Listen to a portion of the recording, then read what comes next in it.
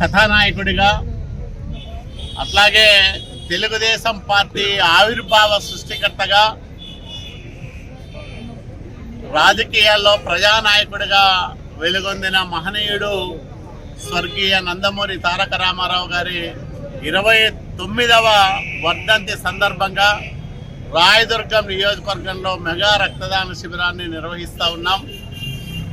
NT Ramarao గారే రాజకీయాల్లోకి రాకపోతే ఈరోజు కూడా పేదవాడికి పట్టెడన్నం దొరికేది కాదు, మహిళలకు ఆస్తిలో సమాన హక్కు లభించేది కాదు, ప్రభుత్వ యంత్రాంగం పేదవాడి ముంగిట నిలబడేది కాదు.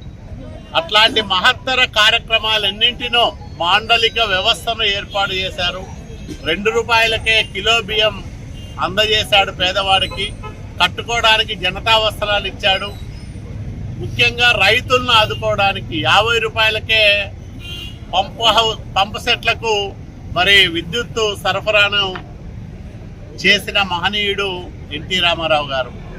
ఆయన రాజకీయాల్లో ప్రారంభించిన అనేక కార్యక్రమాలు, పేదవాడికి పక్కా ఇళ్ల నిర్మాణం కానీ, అట్లాగే గ్రామీణ ప్రాంతాల్లో ప్రజల భాగస్వామ్యంతో తెలుగు గ్రామీణ క్రాంతి పథం పేరుతో గ్రామాల్లో మౌలిక సదుపాయాలు, రోడ్లు, సిమెంట్ రోడ్లు, ఇట్లాంటి అనేక కార్యక్రమాలు చేయడం కానీ, అనేక వినూత్న కార్యక్రమాలకు, సంచలన నిర్ణయాలకు కేంద్ర బిందువుగా రాజకీయాల్లో ఉన్న ఎన్టీ రామారావు గారు ప్రారంభించిన ఆ సంక్షేమ శ్రేయోరాజ్య స్థాపన కోసం ఈరోజు నారా చంద్రబాబు నాయుడు గారి నాయకత్వంలో ఎన్డీఏ ప్రభుత్వం ఆంధ్రప్రదేశ్ రాష్ట్రంలో నిర్విరామంగా కృషి చేస్తూ ఉంది.